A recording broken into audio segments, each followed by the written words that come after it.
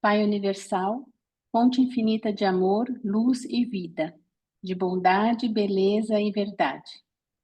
Nós nos voltamos a Ti com os corações cheios de gratidão. Obrigada pelo dom da vida, por essa jornada de crescimento espiritual e pela oportunidade de conhecermos a Tua vontade. Somos imensamente gratos pela auto-outorga do Teu Filho Micael, o nosso amado Jesus de Nazaré, que veio a Urântia para nos revelar a Tua paternidade divina e para abrir caminho para o reino de Deus em nossos corações. Agradecemos pela verdade viva que Jesus disseminou sobre a terra e por todas as bênçãos que nos capacitam a servir melhor ao Teu propósito eterno. Pai eterno, pedimos que o ajustador do pensamento, a centelha divina que reside em cada um de nós, nos guie com sabedoria, clareza e discernimento. Que o Espírito da Verdade, enviado por Teu Filho, nos inspire a compreender mais profundamente a Tua paternidade e a viver a fraternidade entre os homens, reconhecendo que todos nós somos membros de uma grande família espiritual. Pai Celeste, que o desejo de fazer a Tua vontade seja sempre a nossa prioridade. Ensina-nos a colocar os interesses do Teu reino acima de nossas preocupações pessoais, para que possamos refletir o Teu amor, promover a paz e contribuir para a realização do Teu plano divino aqui na Terra. Em nome de Jesus, nosso Criador, irmão, mestre e guia, entregamos a nossa vida e os nossos propósitos a Ti, e que seja feita a Tua vontade, agora e para sempre. Amém. Amém. Amém. Amém. Obrigado, Susi. Amém. Muito bem-vindo a todos. Boa noite, Roberto, que eu não tinha falado. Boa noite, iPhone, que eu não sei quem é. Imagino que pode ser alguém conhecido, mas Angele. Angele pode ser, né? Noite, Boa noite, Suzana, Henrique. Miriam. Noite a todos vocês. Bom, nós continuamos aqui com o nosso estudo nessa volta a Jerusalém, a última jornada do nosso querido mestre ali, os dias derradeiros dele como humano entre nós aqui na Terra. Então, muito legal. As passagens que nós vamos estudar hoje têm muito a ver com isso mesmo, de fazer a vontade do Pai. Então, nós vamos iniciar a leitura de hoje. Eu já estou gravando, então precisamos de ajuda de alguém aí, quem se anima a nós iniciarmos aqui a leitura. Se não houver nenhum voluntário, eu posso ler. Muito obrigado, Milton. O segundo posso ser eu aí, já que estabeleceu uma Bom, Fechou. trabalho beleza. aí, equipe. Fechou. Os meninos estão animados hoje. Vamos lá. Parábola dos dois filhos. Enquanto os capciosos fariseus permaneciam ali diante de Jesus, em silêncio, ele abaixou os olhos para encará-los e dizer: Posto que tendes dúvida sobre a missão de João, e já que estáis coligados em inimizade contra os ensinamentos e obras do Filho do Homem, prestai atenção à parábola que irei contar-vos. Um certo dono de terras, grande e respeitado, possuía 2 filhos.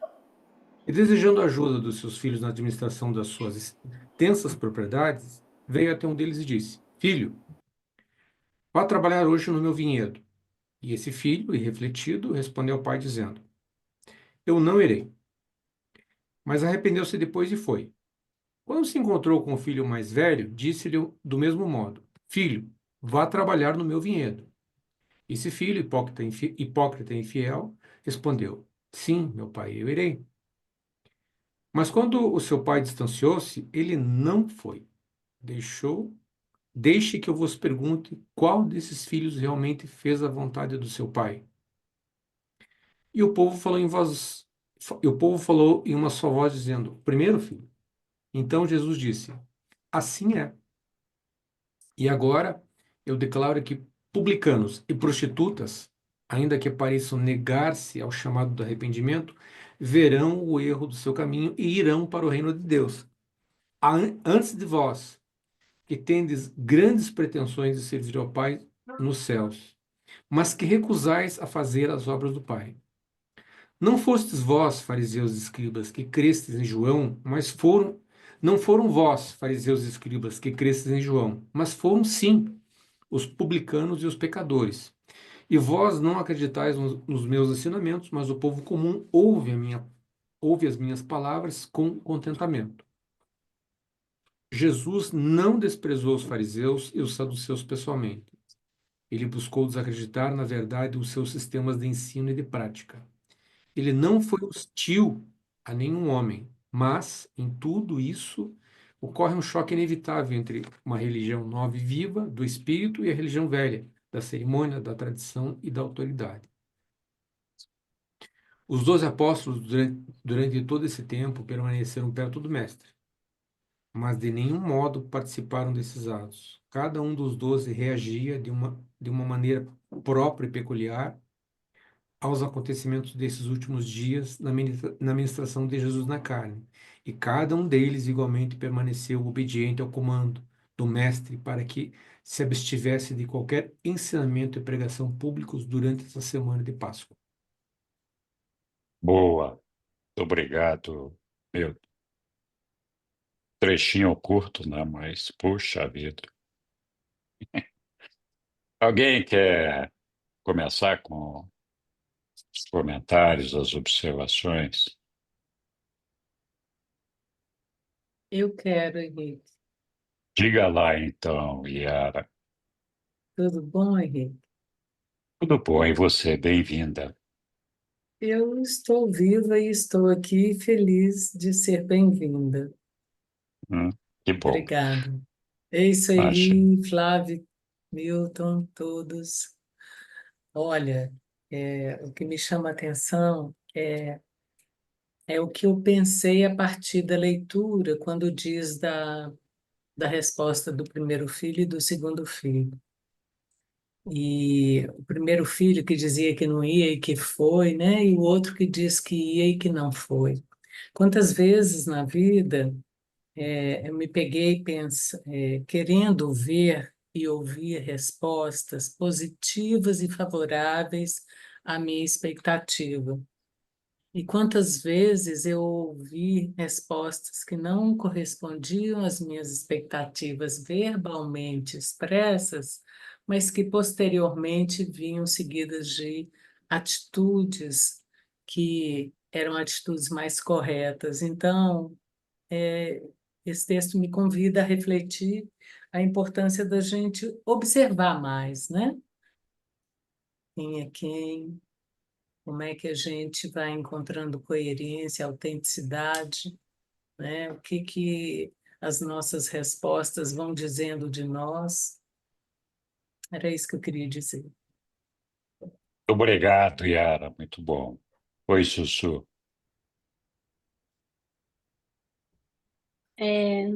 Eu concordo com o que a Yara falou e eu vou falar mais ou menos a mesma coisa, né? Na minha interpretação, eu acho que assim, os líderes religiosos, né? Jesus, na verdade, estava querendo confrontar os fariseus e os escribas, né? Os sacerdotes, que eram como o segundo filho. Eles professavam uma lealdade a Deus com as palavras, mas não com as suas atitudes. Então, eles falavam, sim, eu vou, mas no fundo eles não iam, né? Eles contrariavam a própria palavra, né? Era uma coisa de fachada. Enquanto que aquelas pessoas que eram consideradas, sei lá, pecadores ou indignas, né?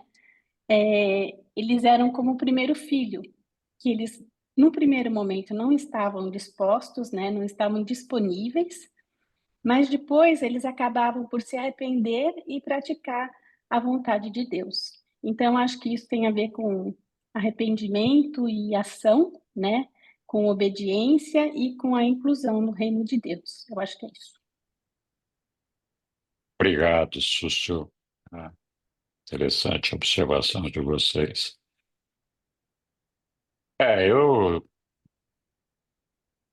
Eu quando vi esse texto aí, muitas coisas passaram pela minha cabeça. Eu me lembrei de um texto de Jesus que fala que a gente não pode fazer julgamento ou juízo das pessoas, justamente porque nós não estamos capacitados a fazer esse julgamento, porque nós não sabemos o que vai na alma, no coração de cada pessoa. E aí, quando ele fala das prostitutas, enfim, daqueles que se desviam do caminho do Pai, que muitas vezes a gente faz um juízo equivocado, isso não quer dizer que aquela pessoa não possa se arrepender e não possa desejar alcançar a Deus. Lembra também esse aspecto dessa narrativa aí, desse pronunciamento, e muitas vezes a gente se faz valer nas aparências, né? Então estava lá aqueles fariseus, sacerdotes, calcados na sua, respaldados na sua arrogância pelo seu conhecimento de uma religião que, na verdade, não tinha muito a ver com os ensinamentos de Jesus, portanto, não muito a ver com a vontade do nosso Pai,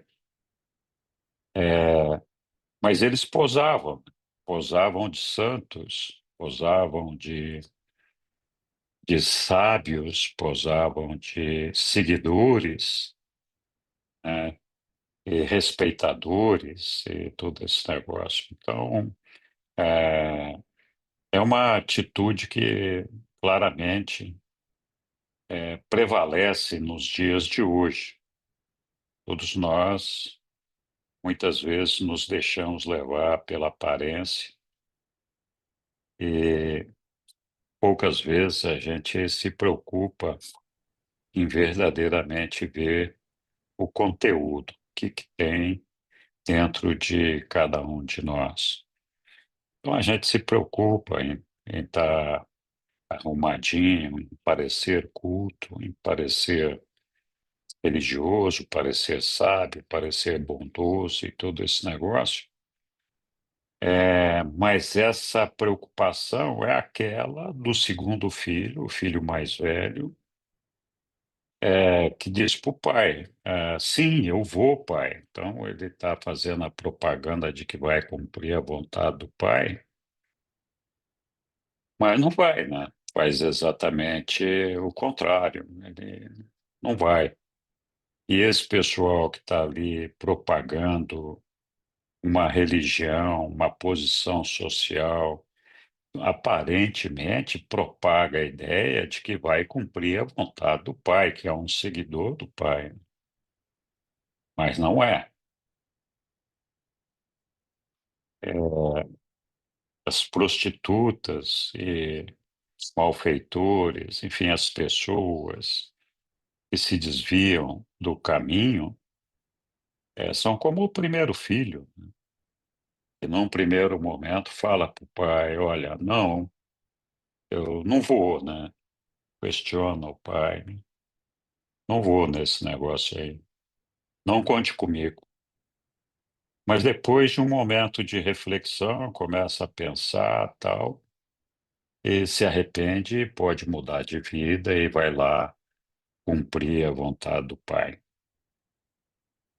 Então, nós começamos a nossa oração hoje falando de cumprir a vontade do Pai. Esse tema nosso desse texto de hoje, assim como os que vêm na sequência, estão bem vinculados a essa situação e servem bem para os nossos momentos, os nossos dias atuais e o nosso comportamento cotidiano. Faz valer a pena a gente pensar a respeito disso.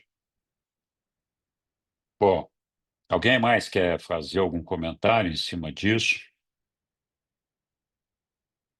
Então, o Flávio agora, que já havia se candidatado, vai fazer a leitura da parábola do proprietário ausente. Então, Vamos lá, Flávio. parábola do proprietário ausente.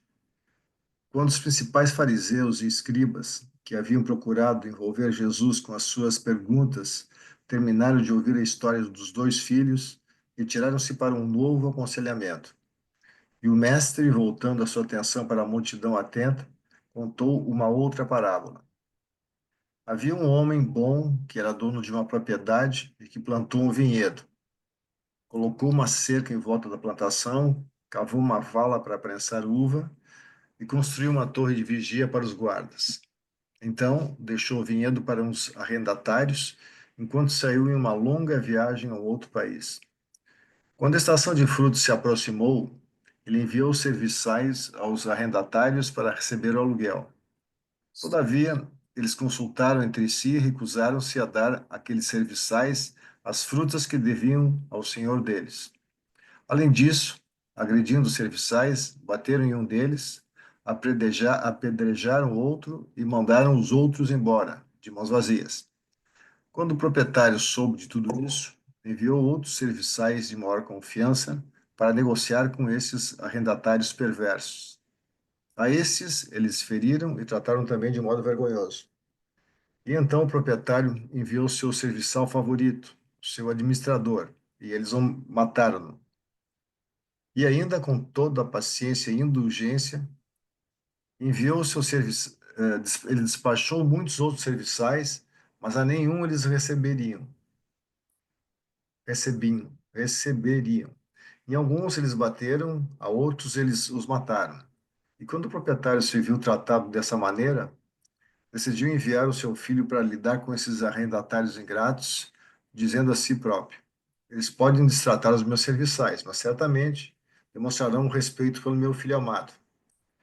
Mas quando esses arrendatários perversos e sem arrependimento viram o filho, eles raciocinaram entre si: esse é o herdeiro, vinde, vamos matá-lo, então a herança será nossa. E assim, eles agarraram-no e depois de jogá-lo para fora do vinhedo, eles o mataram. Quando o senhor daquele vinhedo souber como eles rejeitaram e mataram seu filho, o que ele fará àqueles homens ingratos e perversos? Ao ouvir essa parábola e a pergunta que Jesus havia feito, alguns em meio ao povo responderam: ele irá destruir esses homens miseráveis e arrendará seu vinhedo a outros agricultores honestos, que lhe entregarão as frutas na estação certa.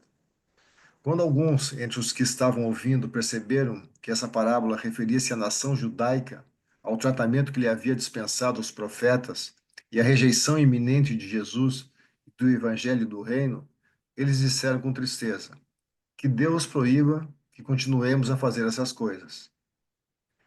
Jesus viu um grupo de saduceus e fariseus abrindo caminho na multidão. E então parou um pouco, até que eles chegassem perto dele, quando então disse: vós sabeis como os vossos pais rejeitaram os profetas, e bem sabeis que no vosso coração já decidistes rejeitar o Filho do Homem. Na ocasião, olhando de modo perscrutador para esses sacerdotes e anciões que permaneciam na sua frente, Jesus disse: já lestes nas Escrituras sobre a pedra que os construtores rejeitaram e que, quando o povo a descobriu, foi convertida na pedra angular? Assim, uma vez mais eu vos previno de que, se continuardes a rechaçar esse evangelho, em breve o reino de Deus será tirado de vós e dado a um povo disposto a receber as boas novas e a conceber os frutos do Espírito. E há um mistério a respeito dessa pedra, pois aquele que cai sobre ela ainda que se rompa em pedaços, será salvo. Mas aquele sobre o qual essa pedra cair, será convertido em pó e as suas cinzas jogadas aos quatro ventos. Ao ouvirem essas palavras, os fariseus compreenderam que Jesus referia-se a eles próprios e aos outros líderes judeus. Eles desejavam ardentemente prendê-lo ali e naquele momento, mas temiam a multidão. Contudo, estavam tão enraivecidos com as palavras do mestre que se retiraram e organizaram outro conselho entre eles, para saber como poderia levá-lo à morte. E naquela noite, os saduceus e os fariseus uniram as mãos para planejar pegá-lo no dia seguinte. Obrigado, Flávio. Qualquer coincidência não é por acaso. Muito bem. Alguém quer se manifestar a respeito dessa passagem linda? Linda e triste, né? Porque mostra que insistentemente Deus manda os seus profetas, Deus manda os seus arautos, né, para abrir o caminho e para que a população, que a humanidade siga, né, os caminhos propostos por Deus. Ele mandou até o filho dele para fazer isso. E a humanidade, por egoísmo, por desconhecimento ou por interesse, ela acaba desviando, né, do caminho, o que é uma pena. Eu acho que a gente tem que se preocupar em ser os verdadeiros cuidadores dos vinhedos de Deus, né, que é o reino de Deus, eu acho, uma metáfora para os reinos de Deus. Muito bom, Sussu. Muito obrigado. O Pai todo dia faz levantar o sol, quando necessário nos dá chuva, nos dá de tudo. Não tem nada que a gente precise que o Pai não coloque na natureza para servir ao homem. E Ele nos dá também ah, o suporte, o apoio necessário para a gente se desenvolver, crescer espiritualmente. Muita gente acha que para se aproximar do nosso Pai, a gente tem que ser, acorda hoje perfeito e foi dormir ontem imperfeito. E, na verdade, não acontece assim. Então, o que interessa para o nosso Pai é a nossa vontade, o nosso desejo de alcançá-lo, de cuidar do seu reino, de prezar ou cuidar pelas coisas que ele nos dá, de que nós tenhamos o desejo sincero de cumprir a vontade dele e fazer as coisas avançarem. Então, como a coisa foi dirigida ali para os judeus, eles mesmos reconheceram isso, mas se aplica também para todos nós nos nossos dias, né?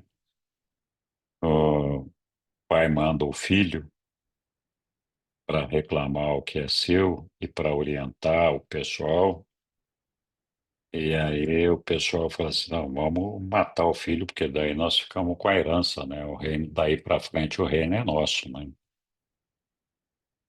Então, muitas vezes essa é a ideia que nós carregamos no nosso coração. Eu acho que a reflexão importante, esse texto aí, é para a gente pensar em tudo que o Pai nos oferece, nos dá, e de que maneira que a gente retribui isso no dia a dia, de que maneira nós produzimos os frutos do Espírito que estão anunciados ali, né? Então, acho que essa é a ideia, fazer esse balanço e entregar para o Pai aquilo que Ele espera de cada um de nós, como retribuição de tudo que Ele nos dá, né? Muito bem, diga lá, Yara.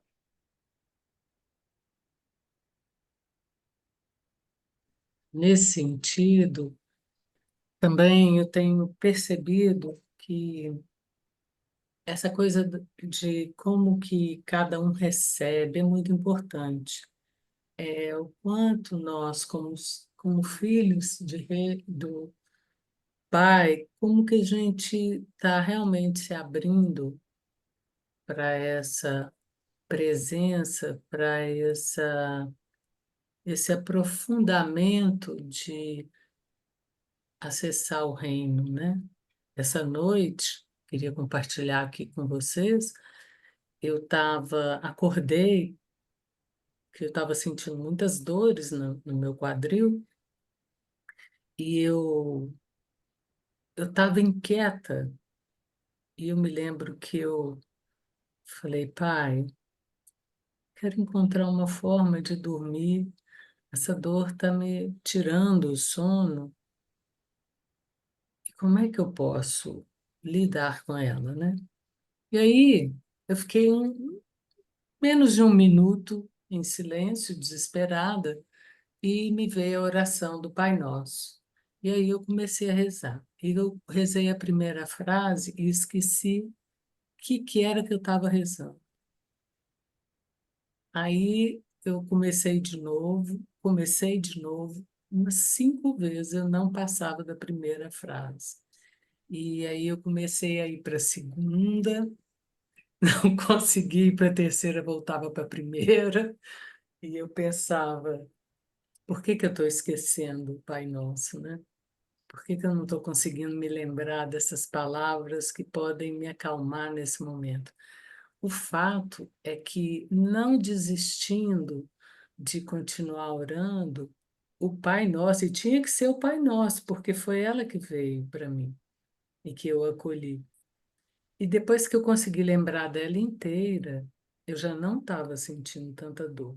E aí eu comecei a repetir um pouco mais para prestar atenção no sentido de cada frase que eu dizia, para que aquela frase pudesse aprofundar mais dentro de mim. E quando eu terminei, eu já não tinha dor. Eu estava calma e eu reconheci como que eu estava também com sinais de ansiedade, porque eu estava com medo, e uma série de outras coisas que eu não preciso entrar em detalhes, mas assim, o que que eu quero compartilhar com vocês?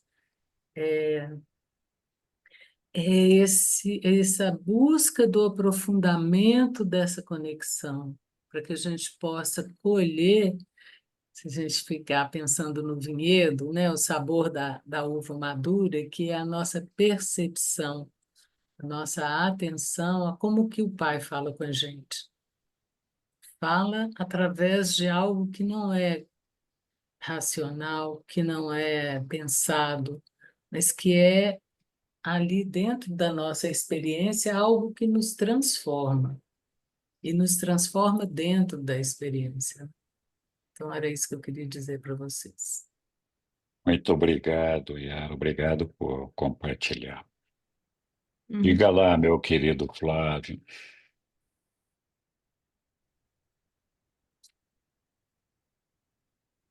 Eu tava ouvindo a Yara e eu ia comentar alguma coisa que é parecido com o que ela falou, assim, porque sempre no final do dia eu faço um resumo, na verdade, assim, do que foi meu dia, né?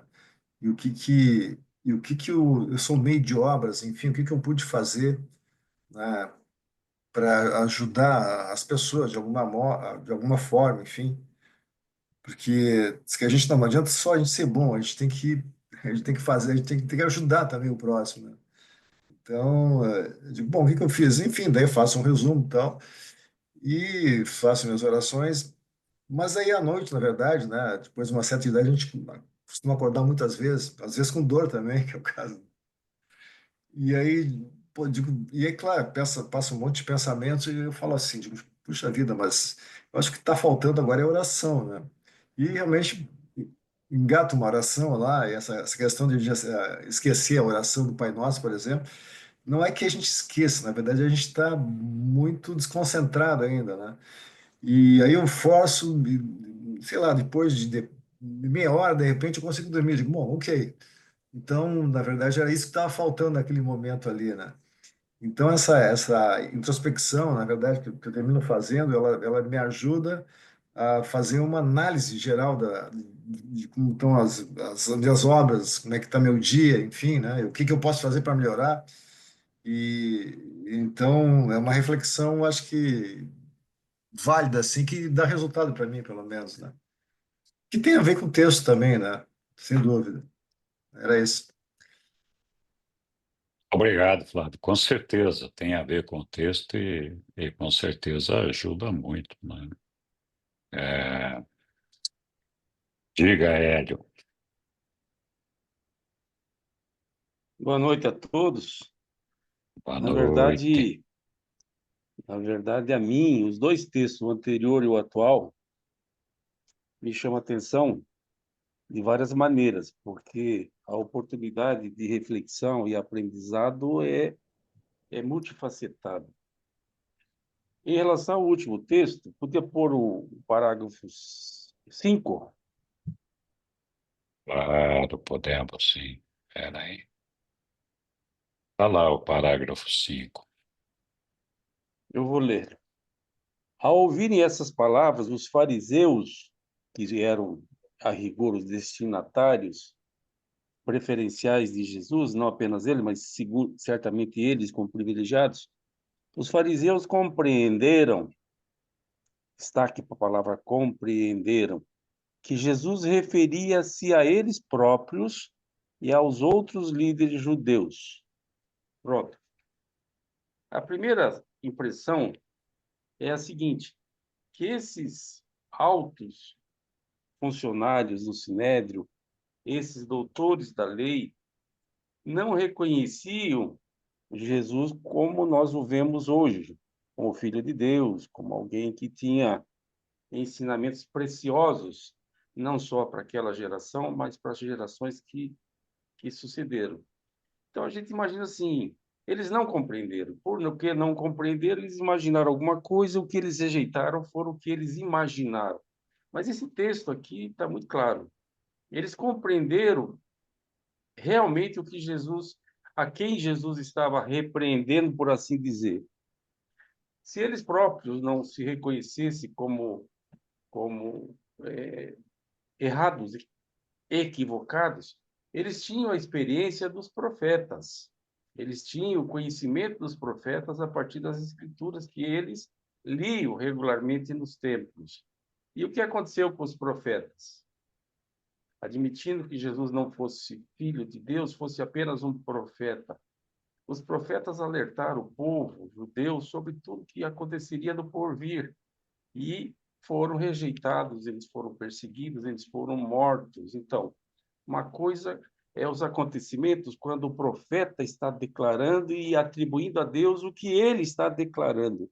E aí as pessoas que ouvem podem ou não acreditar nesses profetas. Mas para essa geração que está no texto aqui, já não se tratava mais de especulação, se tratava de história. Ele sabia muito bem o que aconteceu com aquele povo por desprezar os profetas.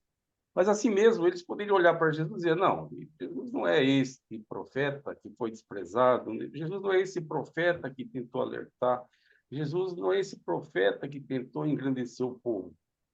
Aí você fica pensando, eles não compreenderam, não entenderam e não deram a importância e o valor à pessoa de Jesus. Aí você consegue entender a consequência e a motivação dos seus atos. Mas esse texto não deixa dúvida, eles compreenderam perfeitamente.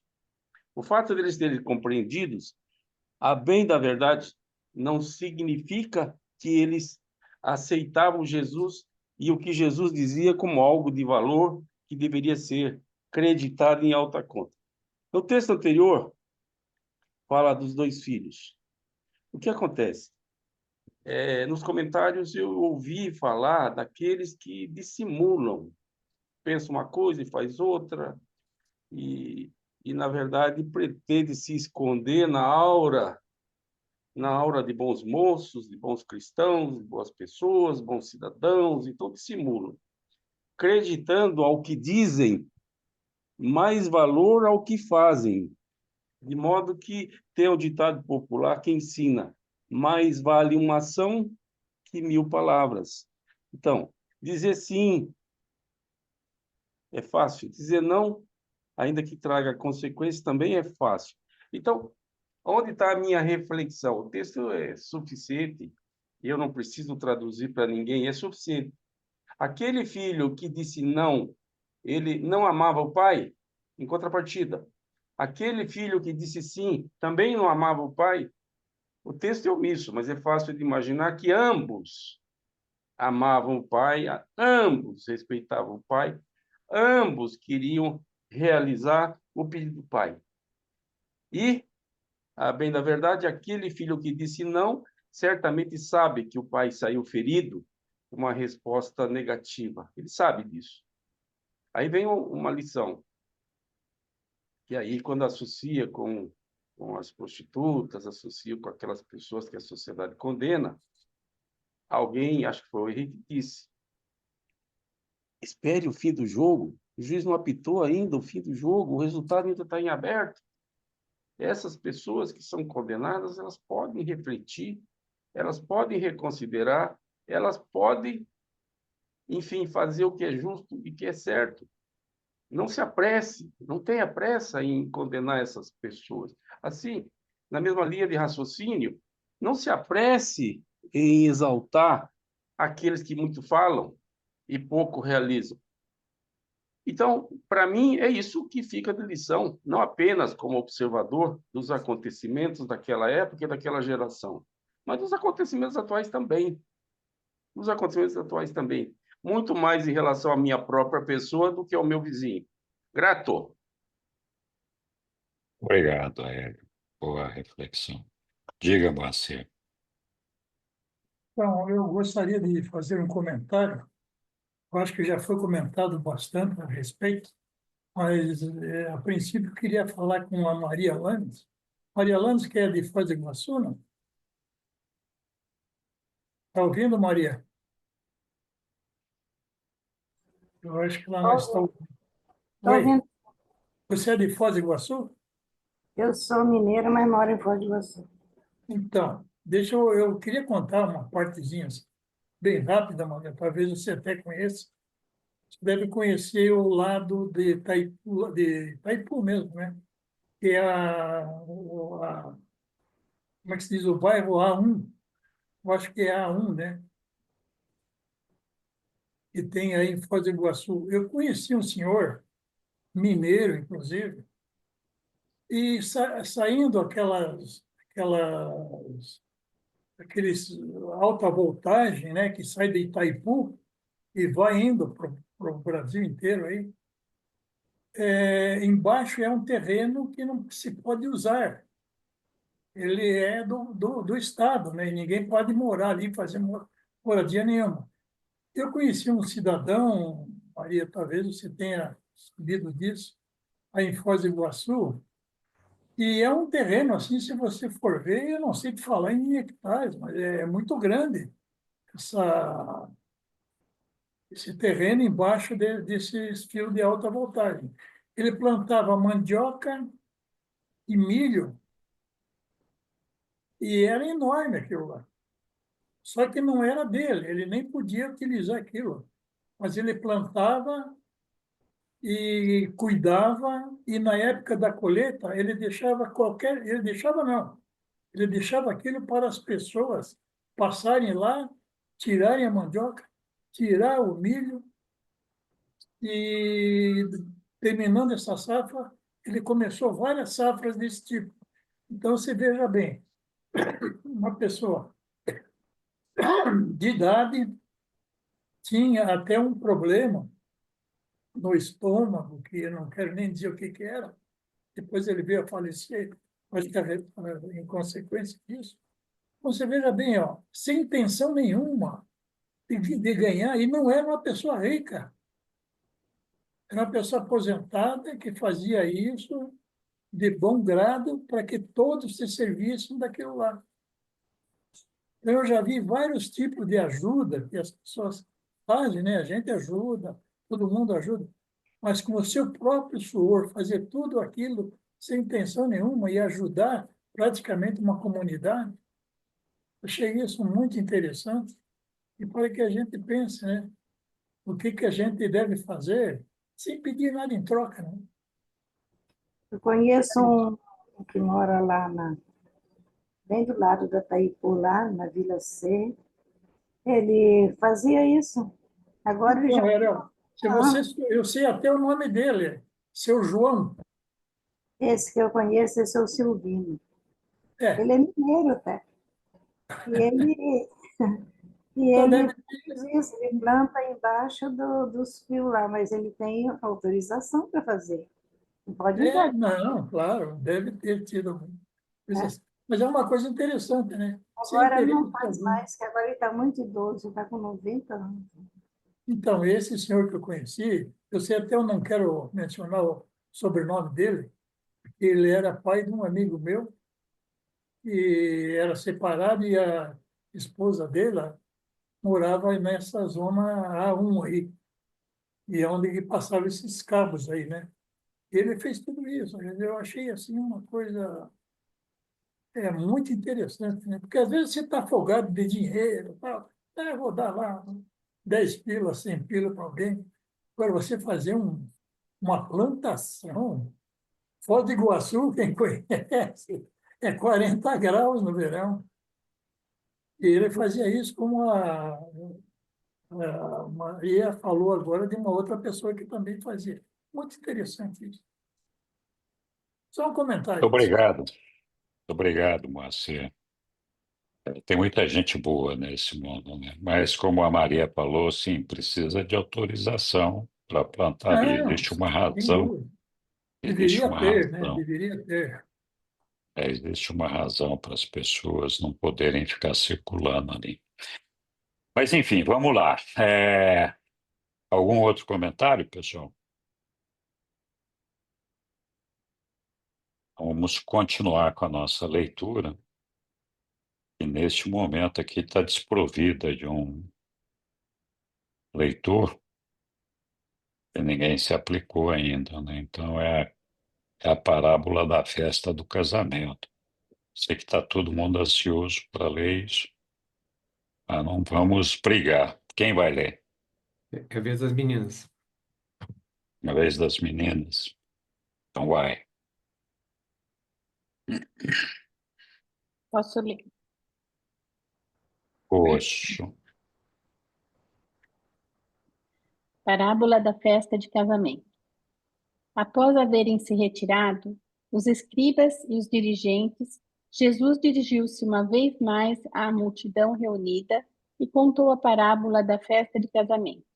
Ele diz: O reino do céu pode ser comparado a um certo rei que fez uma festa de casamento para o seu filho e despachou mensageiros para chamar todos aqueles que haviam sido previamente convidados para a festa, dizendo: Tudo está pronto para a ceia de casamento no palácio do rei. Nisso, muitos daqueles que haviam prometido comparecer, dessa vez negaram-se a ir. Quando o rei soube dessas recusas ao seu convite, enviou outros servos e mensageiros, dizendo-lhes: Comunicai a todos aqueles que foram convidados para virem, pois eis que o meu jantar já está pronto. Os meus bois e os animais mais gordos foram mortos, e tudo está mais do que pronto para a celebração do casamento vindouro do meu filho. E novamente os convidados negligentes fizeram pouco desse chamado do seu rei, e tomaram os seus caminhos. Um foi para a fazenda, outro para a cerâmica, e outros para as suas mercadorias. Outros ainda, não contentes em menosprezar assim o convite do rei, em uma rebelião aberta, pegaram os seus mensageiros, maltratando-os vergonhosamente e matando mesmo algum deles. Quando percebeu que os hóspedes selecionados, até mesmo aqueles que haviam aceitado o seu convite anterior e que haviam prometido comparecer às festas das bodas, por fim rejeitaram esse convite e, em rebelião, atacaram e mataram os mensageiros escolhidos, O rei ficou extremamente encolerizado. E então, esse rei insultado instruiu os seus exércitos e os exércitos dos seus aliados para que destruíssem os assassinos rebeldes e incendiassem a sua cidade. Depois de haver punido os que haviam desdenhado seu convite, escolheu ainda um outro dia para a festa de casamento e disse aos seus mensageiros: aqueles primeiros convidados para o casamento não são dignos. E depois agora às encruzilhadas das estradas e mesmo além das fronteiras da cidade, e a quantos encontrardes, convidai-os, ainda que sejam estrangeiros, para vir e comparecer a essa festa de bodas. E então esses servidores foram às estradas e locais fora de rota, reunindo tantos quantos encontraram, bons e maus, ricos e pobres, de modo que, afinal, a sala de casamento ficasse repleta de convivas dispostos. Quando tudo se encontrava pronto, o rei veio estar com os convidados e, para sua surpresa, viu um homem sem a roupa nupcial. Havendo fornecido livremente as roupas das bodas a todos os convidados, o rei disse, dirigindo-se a esse homem: amigo, como podes vir à sala dos convidados em tal ocasião sem uma roupa de casamento? E esse homem, desprevenido, ficou calado. Então disse o rei aos seus serviçais: expulsem da minha casa esse convidado sem consideração, e que ele compartilhe da sorte de todos os outros que desprezaram a minha hospitalidade, rejeitando o meu chamado. Não terei aqui ninguém, a não ser aqueles que se regozijam de aceitar o meu convite, que me honram ao vestir as roupas de convidados gratuitamente oferecida a todos. Depois de contar essa parábola, Jesus estava a ponto de despedir a multidão quando um crente comiserado, abrindo caminho por entre os grupos até chegar a ele, perguntou: mas, mestre, como saberemos sobre essas coisas? Como estaremos prontos para o convite real? Que sinal tu darás para que saibamos que és o Filho de Deus? E quando o mestre ouviu isso, ele disse: apenas um sinal vos será dado. E então, apontando para o próprio corpo, ele continuou: destruí esse templo e em 3 dias eu o levantarei. Mas eles não compreenderam, e enquanto dispersavam-se, conversaram entre si, dizendo: esse templo está sendo construído há quase 50 anos, e ele ainda diz que o destruirá e o reconstruirá em 3 dias. Mesmo seus apóstolos não compreenderam o significado dessa afirmação, mas posteriormente, depois da sua ressurreição, eles recordaram-se do que Jesus havia dito. Por volta de 4 horas nessa tarde, Jesus acenou para os seus apóstolos e indicou que desejava deixar o templo e ir a Betânia para a sua refeição e para descansar naquela noite. Na subida do Monte das Oliveiras, Jesus indicou a André, a Filipe e a Tomé que no dia seguinte deveriam estabelecer um acampamento mais próximo da cidade, para poderem ocupá-lo durante o restante da semana da Páscoa. Em cumprimento a essa instrução, na manhã seguinte, colocaram as suas tendas em uma ravina inclinada que dominava o parque de acampamento público do Getsemane, em um pequeno terreno que pertencia a Simão de Betânia. E novamente, era um grupo de judeus silenciosos, aquele que subiu a rampa oeste do Monte das Oliveiras nesse domingo à noite. Esses 12 homens, como nunca antes, começaram a sentir que alguma coisa trágica estava para vir. Embora a dramática purificação do templo durante aquela manhã houvesse renovado as esperanças de ver o mestre impor-se, manifestando seus altos poderes, os acontecimentos de toda a tarde resultaram mais em um anticlímax apenas, pois indicavam todos uma rejeição certa dos ensinamentos de Jesus da parte das autoridades judaicas. Os apóstolos, que estavam já tomados pela dúvida, se viram presos pela forte garra de uma incerteza terrível. Deram-se conta de que uns poucos e curtos dias apenas interpunham-se entre os acontecimentos do dia que passava e o colapso de uma fatalidade iminente. Todos sentiam alguma coisa terrível por acontecer, mas não sabiam o que esperar. E foram para os seus vários locais de descanso, mas poucos dormiram. Até mesmo os gêmeos Alfeus, afinal, foram despertados para a compreensão de que os acontecimentos da vida do Mestre estavam rapidamente atingindo a sua culminação final. Só um parênteses. Aqui, nesse 173.5.6, ele fala: e novamente era um grupo de judeus silenciosos, aquele que subiu a rampa oeste do Monte das Oliveiras nesse domingo à noite. Não era domingo, era segunda-feira. Esse documento fala da segunda-feira. Eu acho que tem um equívoco. Obrigado, Sussu. Bem observado aí. Muito bem. Vamos lá. Alguém quer se manifestar? Diga, Sami. Gostei muito dessa parte do próprio título aí, que inicia falando que o reino dos céus é como um casamento que o rei vai casar o seu filho e o próprio rei vai fazer o convite. Ele ainda dá roupa para você se vestir. Ele ainda dá lá aquele jantar ultra. Eu fiquei pensando assim, imagina assim, nosso tempo hoje, né? Você ser convidado por aquela realeza e tudo.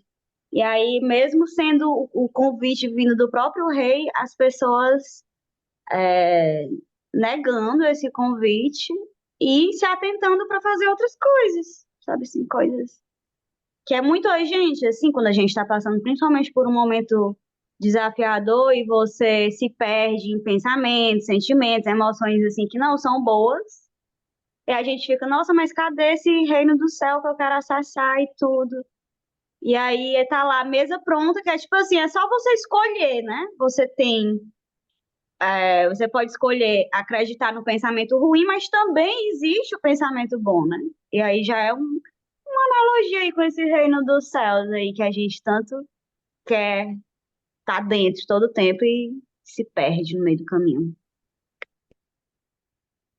Muito bom, Sami. Muito bem observado. A gente recebe mesmo o convite do nosso Pai para entrar no reino ou permanecer nele todos os minutos da nossa vida. Depende só da gente de desejar participar ou não. Mas a gente tem dificuldade, às vezes a gente tem coisas mais importantes para fazer. Isso faz parte. Diga, Lília. Então, me chamou a atenção foi que, entre outras coisas, lógico, mas porque todos são chamados, né? E mas que o que ele serviu ali, que Jesus dá o exemplo, né, da aliment do que ia ter na festa. E ele falou ali em carne, né? Então, às vezes eu poderia ter falado em outra coisa ou algum alimento, mas ele falou que o rei já tinha matado a carne, né? Que eles Os iam bois e a dormir. carne. Os bois e o que mais? E ele fala, e a carne gorda, sei lá, alguma coisa assim.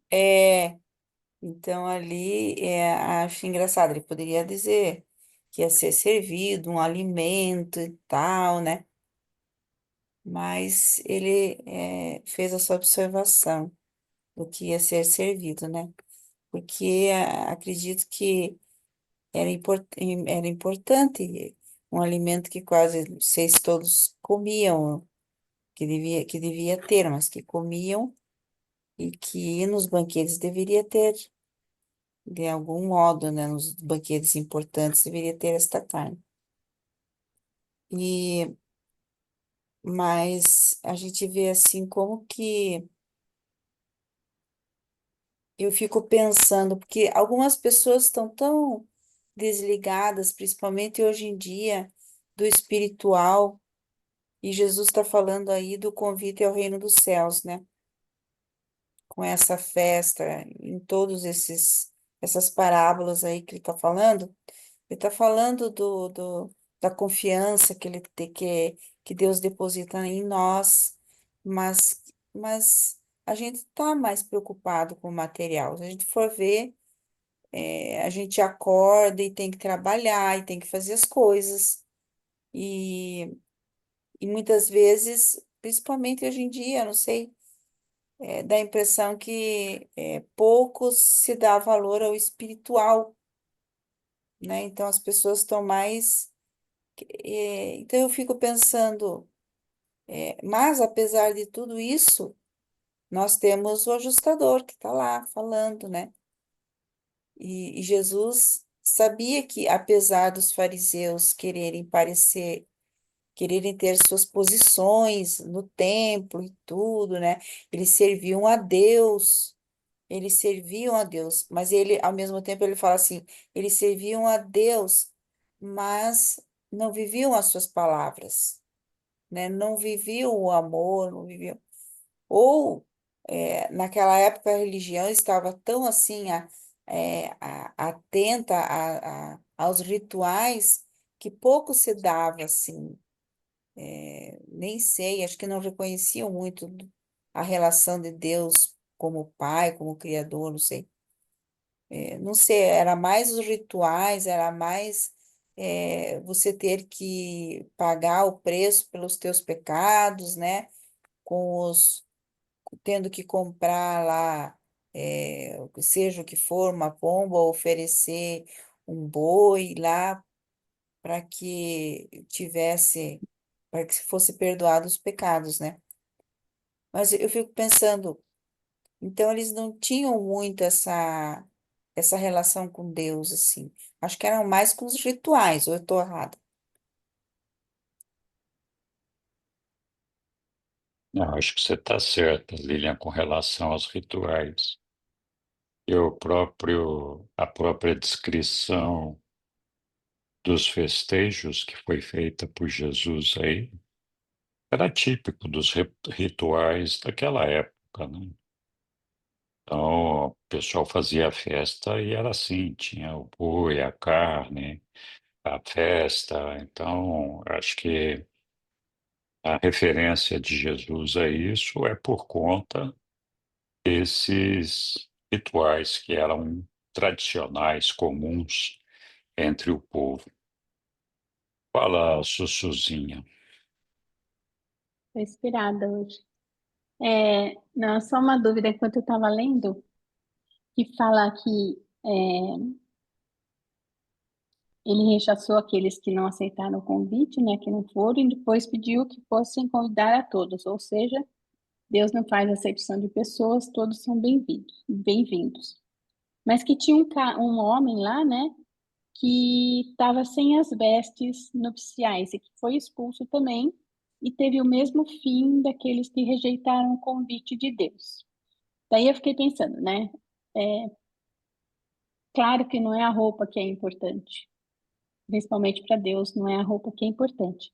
Então, qual que era a analogia, né? Então, acho que a analogia das vestes seria com a preparação espiritual, né? Com a vontade de realmente participar. E não só a vontade, mas com a ação, né? Então, assim, não basta só querer participar. Você tem que estar produzindo frutos do Espírito, você tem que estar dentro de uma retidão, você tem que ser sincero, você tem que estar promovendo em você mesmo uma transformação pessoal, né? Para que esteja compatível com os ideais divinos. Então, aquele homem sem as vestes adequadas, ele pode, não sei, né? Simbolizar aqueles que desejam o benefício de estar no reino de Deus, mas sem o compromisso, de realmente, como se diz? Entregar alguma coisa, né? Entregar os requisitos espirituais necessários para entrar no reino de Deus. Então, não basta só aceitar o convite. Você tem que estar espiritualmente preparado para entrar no reino de Deus. E essa preparação inclui a transformação interior, o desenvolvimento de uma fé viva e, sei lá, a prática da sinceridade, a prática da fraternidade, o reconhecimento de Deus como nosso Pai e de todos os seres humanos como nossos irmãos. Então, foi essa conclusão que eu cheguei. Muito bom, Chuchu. Uma boa observação. Você destacou bem o detalhe aí. Do meu ponto de vista, esse homem que não estava trajado era, por exemplo, os fariseus que estavam ali provocando Jesus. Eles estavam no meio do povo ali, no meio da celebração, no meio do culto de Jesus, mas eles estavam ali por outras razões, que não a celebração da festa, né? Então, esse homem que não estava trajado corretamente, na verdade, não vestia a vontade e o desejo de abraçar a Jesus, a Deus e segui-lo, né? De partilhar daquele momento de festa. Estava ali por outras razões. Anyway, vamos lá, Sâmia. Tá ficando animado o negócio aqui. Vou ser breve. Não, que desde que da minha própria fala eu fiquei pensando aqui, eu fiquei me perguntando, gente, será que eu estou acessando esse reino? Será que eu aceitei esse convite ou será que eu estou nesse povo aí que foi, né, rechaçada? Eu me vi que eu fui rechaçada, porque eu fiquei pensando, olha, se eu fosse convidada para assistir um casamento por um próprio rei, me convidando, eu vou tanto assistir quanto participar de uma união. Já começou daí, união. Aí, tipo, e uma festa de realeza, é fartura. Você passa bem, entendeu? E aí eu comecei a olhar, eu digo, não, peraí, que eu não tô, não tô, não tô me sentindo nesse banquete, não. Tem algo errado. Olha, foi ótimo. Já vou me redirecionar depois dessa reunião para procurar um meio aí de receber essa roupa, esse convite, de estar nessa festa. Porque eu não tô vivendo numa festa, num banquete, não. Mas enfim, só um comentário. Muito obrigado, Sâmia, muito bem lembrado. Diga lá, Hélio, meu querido. Então, esses 6 parágrafos, basicamente, podia ser dividido em 2, porque o primeiro fala das bodas e depois... Mas, enfim, vou começar o meu comentário em função da contribuição da Sueli. De fato, o domingo, é o dia do sol, Sunday, é a segunda-feira. Não existe domingo e segunda-feira. Simplesmente trocaram segunda-feira por domingo, mas o domingo é o primeiro dia da semana. E daí, na segunda-feira, terça-feira, assim sucessivamente. Bom, esse é o primeiro ponto. Na Bíblia também não consta a palavra domingo. É uma invenção. Hélio, A mas segunda lá no parte, livro de Urântia em inglês tá Monday. Monday é segunda-feira. ótimo, excelente. E está correto o livro de Urântia, porque não existe a palavra domingo. Se alguém traduziu aqui por domingo, foi por algum equívoco. Algum equívoco. Não, efetivamente não existe domingo. Nem no livro de Urântia, como você acabou de destacar. Também na Bíblia não existe. Excelente observação. A segunda observação que a Sueli fez e que me chamou a atenção, já havia destacado aqui, é com relação a esse convidado inadequadamente vestido. Então, a gente tem estudado o livro de Urântia já, documento a documento, parágrafo a parágrafo, verso a verso, e nós chegamos ao seguinte questionamento. Espera aí, como é que alguém chegou no salão da festa inadequadamente vestido e o próprio rei teve que percebê-lo? E cadê os servos do rei, aqueles mesmo que estavam a serviço dele? Hoje você não imagina que nas nossas cortes europeias existe a possibilidade de algum furão, alguém entrar numa festa inadequadamente vestido. Mas a palavra destaque para mim não tem a ver com o inadequadamente vestido, haja vista que o rei forneceu as vestes. Aí você fica pensando, mas cretino, idiota. Tinha as vestes e com certeza essas vestes eram melhores que as ordinárias que ele usava para trabalhar. Mas enfim, você fica pensando, deve ser uma provocação desse cretino, e eu não tenho outra palavra para definir esse cara. Mas o destaque está no rei expulsar. Você fica pensando assim, alguém que chegou lá vai ser expulso por alguma circunstância qualquer, como por estar inadequadamente no lugar errado, sem estar... É uma pergunta que eu não vou responder, mas, enfim, é o que me chamou a atenção. Alguém ser expulso, uma vez tendo chegado lá. Mas a festa em si, é difícil você imaginar, mesmo naqueles tempos, é difícil imaginar nos dias de hoje, alguém recusar um boca livre, ainda mais um boca livre da alta sociedade, do rei. Você imagina o que tem de tão importante para fazer que você vai recusar comida grátis e de qualidade?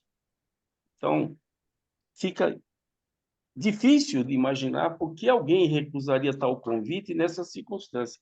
A gente sempre imagina que o apelo do mundo secular, o apelo do mundo material, é algo que chama mais atenção, tem muito mais sedução do que o apelo do mundo espiritual. Então, a pessoa diz assim, não, o espiritual talvez seja bom, mas o bom mesmo é o material. O bom mesmo é o material, o bom mesmo é as festas, o bom mesmo é a bagunça, o bom mesmo é a mulherada, o bom mesmo é isso e aquilo. Enfim, você tem uma referência material mais sólida do que uma expectativa espiritual. Mas, na parábola, a festa do rei era um evento extraordinário. Isso chama muita atenção para gerar suspeição em relação aos convidados não quererem participar. O segundo aspecto, o texto declara muito bem, é que o rei convocou, não convidou, convocou em mais de uma oportunidade, mudou até a data da festa para que houvesse presença, ou seja, a gente estuda desde da primeira linha do Liurante que existe o livre-arbítrio aqui, e o rei não está dando arbítrio. Se quiser vir, venha. Se não quiser, não tem problema, está tudo certo. Mas aqui está sugerindo que o rei não aceitaria não como resposta e ele puniu quem não quis participar. Então, deve ter alguma explicação para harmonizar o comportamento do rei em relação à sua corte, ainda que essa corte ou esses súditos me pareçam idiotas, para falar o mínimo. Bom, esse é com relação às bodas. É difícil alguém imaginar alguém não querer participar de uma festa em palácio com comida grátis, farta e provida de graça pelo rei. Na sequência, na verdade, eu vou aproveitar a oportunidade, porque esse é o último parágrafo do documento. Para lembrar o que talvez muitos já saibam, eu vou até postar isso lá no Urante School. A Páscoa judaica, porque a Páscoa cristã é o assunto que vem depois, não está nem nesse texto. A Páscoa judaica foi instituída como uma data fixa, assim como 7 de setembro, 15 de novembro, 12 de outubro, é uma data fixa. Qualquer que seja o dia da semana, vai ser comemorado, vai ser festejado. É a Páscoa instituída lá no Velho Testamento, instituída para celebrar o livramento de morte daqueles primogênitos judeus e também que deu causa ao faraó libertá-lo da escravidão. Mas, enfim, a Páscoa judaica foi instituída num dia fixo, 14 de Nisan. Quem tiver... Bom, eu vou publicar lá no Urante, 14 de Nisan. De modo que na semana que Jesus esteve comemorar a Páscoa, ele foi comemorar a Páscoa judaica, que não caiu no sábado. 14 de Nisan não caiu no sábado. Naquela semana, houveram 2 sábados.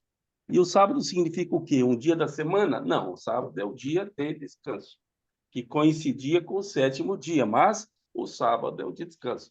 Apenas aqui uma provocação. Eu vou postar lá no grupo Urante School mais informações. Obrigado pela oportunidade. Obrigado, Hélio.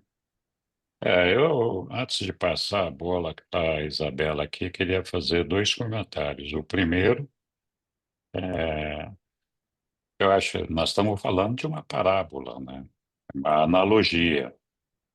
Então, essa festa do rei, carne com regada a ouro, seja lá o que for, é uma analogia com a oferta que o nosso Pai Celestial nos faz para participar do reino dos céus, né?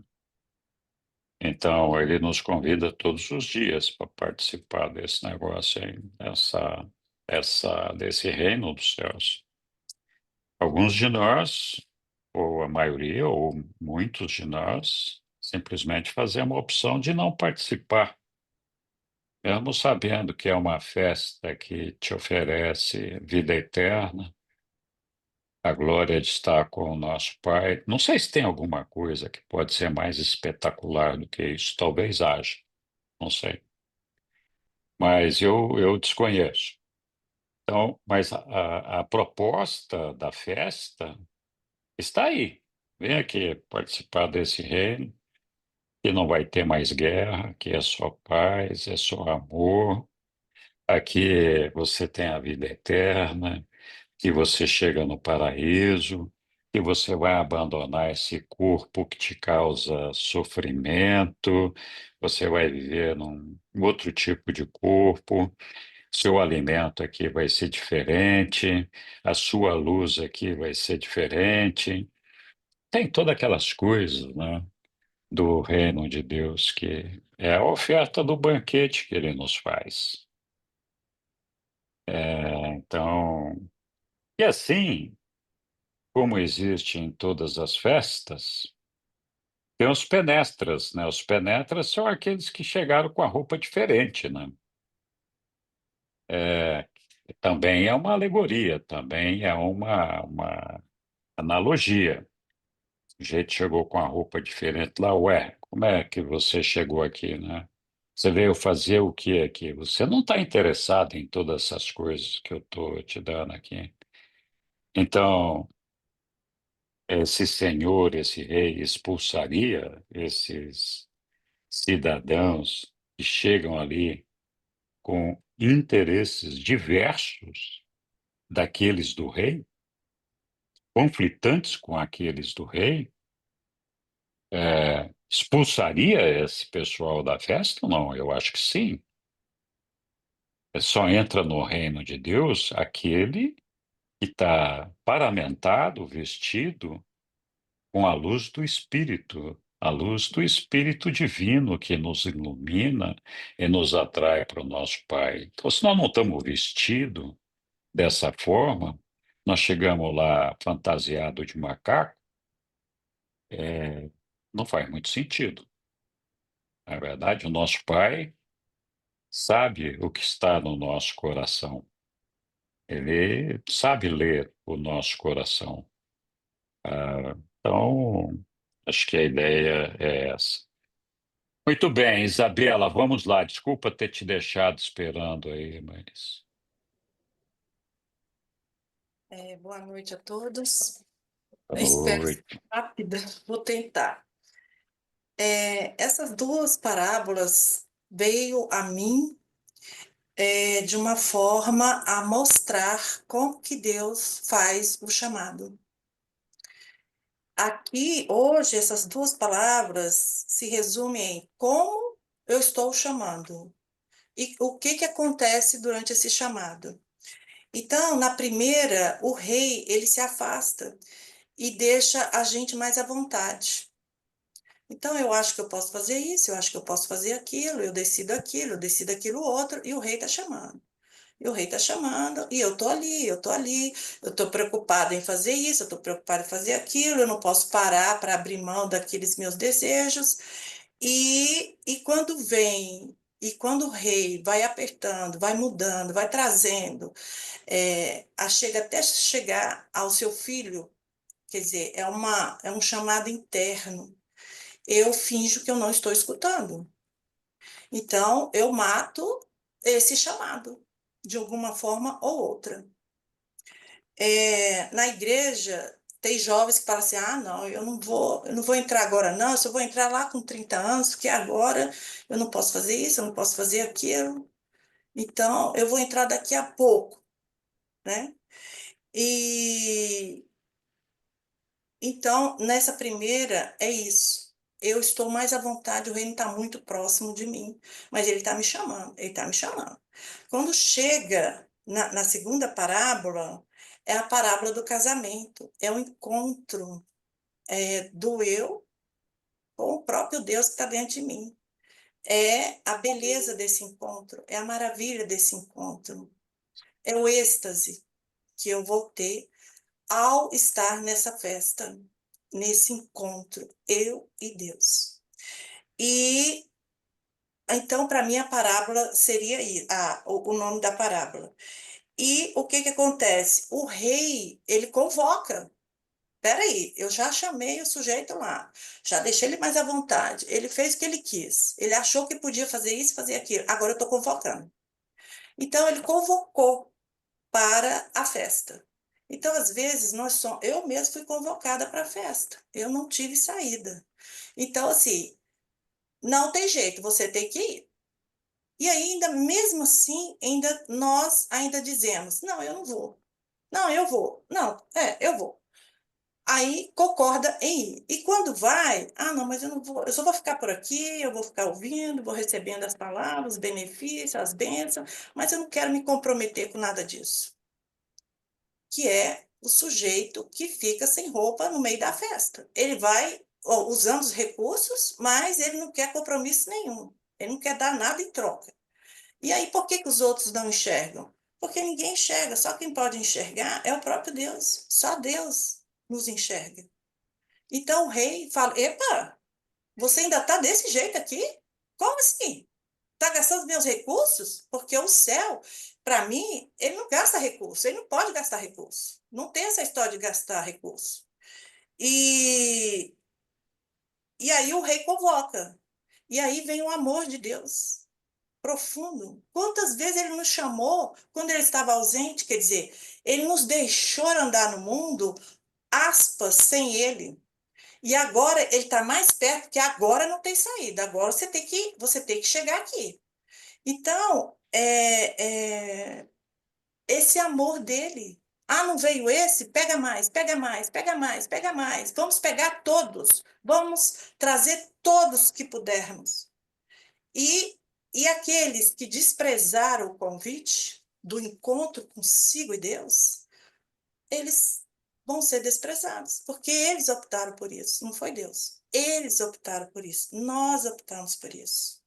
E eu sinto muita seriedade nisso, muita seriedade. Essa palavra é para mim. Então é muita seriedade. Deus não brinca, ele não está brincando. Teve casos de irmãos que morreram por conta disso, porque eles não honraram o compromisso. Eles não tinham saída. Então, é o caso aqui do rei, quando ele convoca, e mesmo assim a gente acha que pode continuar brincando com Deus.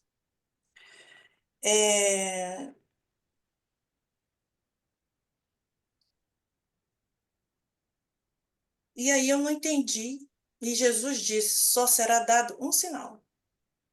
Um sinal. Obrigada.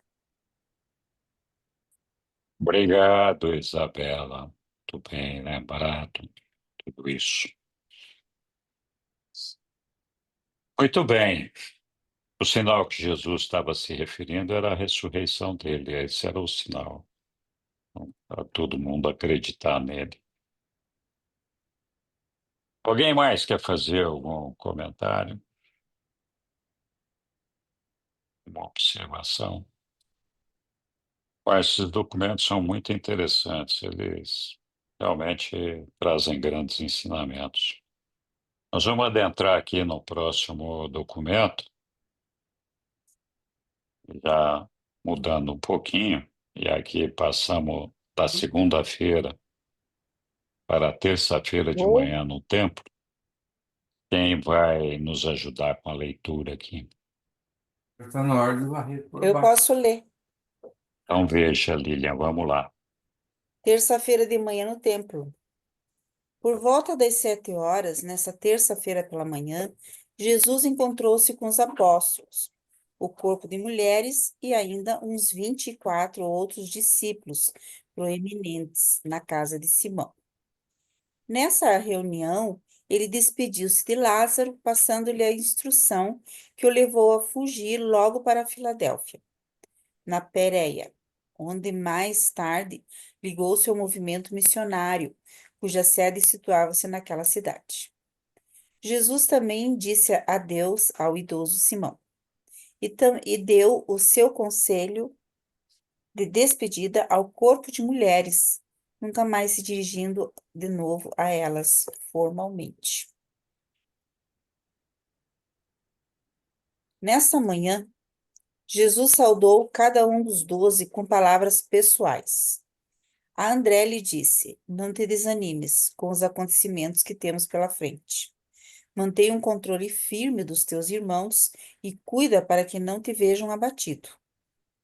A Pedro ele disse: não ponhas a tua confiança na força do teu braço, nem nas armas de aço. Estabelece-te nas fundações espirituais das rochas eternas. A Tiago, Jesus disse: não hesiteis por causa das aparências externas. Permanece firme na fé, e logo saberás da realidade daquilo que crês. A João, ele disse: sê gentil, ama até mesmo os teus inimigos, sê tolerante, e lembra-te de que eu confiei muitas coisas a ti. A Natanael, Jesus disse: não julgues pelas aparências, permanece firme na tua fé. Quando tudo parecer desabar, sê fiel à tua missão como embaixador do reino. A Filipe, ele disse: permanece impassível diante dos acontecimentos que agora são iminentes. Mantém-te inabalado, mesmo quando não puderes ver o caminho. Sê leal ao teu juramento de consagração. A Mateus, ele disse: não te esqueças das misericórdias que te recebeu no reino. Que nenhum homem te trapaceie quanto à tua recompensa eterna. Do mesmo modo que resistisse às inclinações da natureza mortal, esteja disposto a ser imperturbável. A Tomé ele disse: não importa quão difícil possa ser, agora deverás caminhar pela fé, e não apenas pelo que os teus olhos veem. Não duvides de que sou capaz de terminar a obra que iniciei, nem de que finalmente ainda verei todos os meus fiéis embaixadores no futuro reino. Para os gêmeos Alfeus, ele disse: não vos deixeis subjugar pelas coisas que não podeis compreender. Sede fiéis ao afeto dos vossos corações e não depositeis a vossa confiança nos grandes homens, nem na atitude inconstante do povo. Permanecei junto aos vossos irmãos. A Simão Zelote lhe disse: Simão, tu podes estar despedaçado pelo desapontamento, mas o teu espírito elevar-se-á acima de tudo que suceder. O que não conseguiste apreender de mim, o meu espírito te ensinará. Busca as realidades verdadeiras do espírito e cessa de atrair-te para as sombras do real e do material. E para Judas Iscariotes ele disse: Judas, eu tenho te amado e tenho orado para que ames os teus irmãos. Não te canses de fazer o bem. E eu gostaria de prevenir-te para que tomes cuidado com os trajetos escorregadios da adulação e com os dardos envenenados do medo de ser ridicularizado. E quando concluiu essas saudações, partiu para Jerusalém com André, Pedro, Tiago e João, enquanto os outros apóstolos ocupavam-se de estabelecer o acampamento do Getsemane, para onde dirigir-se-iam nessa noite e onde instalariam a sede central para o restante da vida do Mestre na carne. Na metade da descida do Monte das Oliveiras, Jesus parou e conversou por mais de 1 hora com os 4 apóstolos. Obrigada. Muito obrigado, Lilian. Muito legal. Deu conselho a todos, né? Conforme É, os seus desafios que todos têm, né? As coisas que eles tinham mais tendência, ele conhecia cada um profundamente. é, verdade. Oi, Sâmia. Aí eu acho interessante, né, a gente saber mais ou menos como era a personalidade de cada apóstolo, porque para cada frase, sugestão aí que Jesus deixa, reflete um estado de consciência que cada um está passando, né? Tem uns que estão na dúvida, para o Pedro ele dá lá um conselho para ele, né, não confiar na força do braço, também estava na dúvida, nessa caminhada que a gente faz para aumentar a nossa fé, né? E aí foi bem, como se fosse mesmo uma pílula assim, mostrando o caminho, né? E mesmo se a gente estiver fora de contexto, se for pegar esses conselhos sem se identificar com o estado de consciência que cada um dos apóstolos passava, são coisas muito universais. Acho que não à toa, e lógico que não foi, que ele escolheu os 12, porque cada um trazia um estado de consciência que é muito universal em todos nós. Raramente você vê alguém que não tem aquelas animalidades, aquelas coisas bem mesmo assim para autodominar, né? E que impede de desenvolver uma fé, essa fé que a gente realmente não duvida de que Deus está agindo, de que tudo dá certo, de que tudo está bem do jeito que está. A gente sempre está duvidando, não, mas não sei o que, né? Enfim, é isso aí que eu pensei. Obrigado, Sâmia. Oi, Flávio.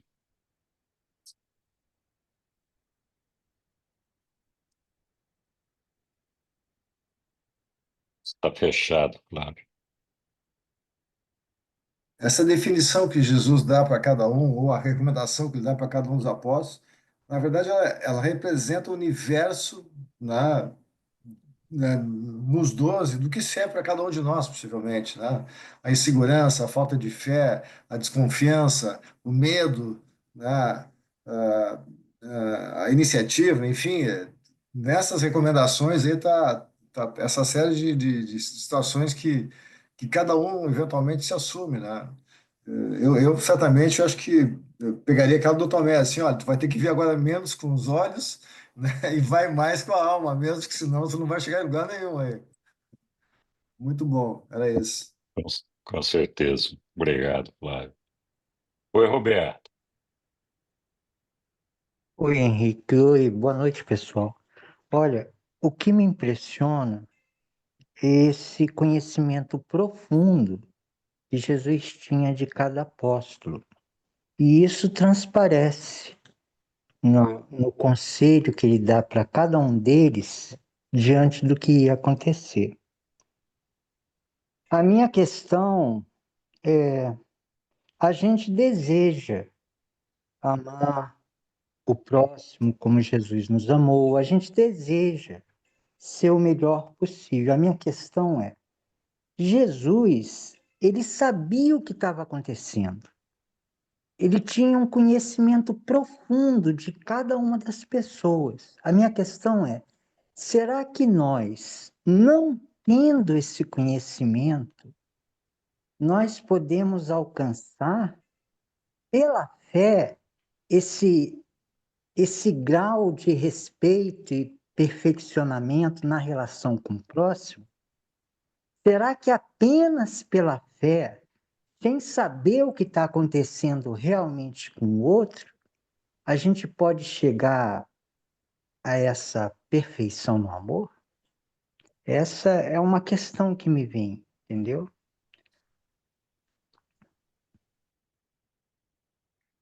Muito bom, Roberto. Bem observado. Diga, Isabela.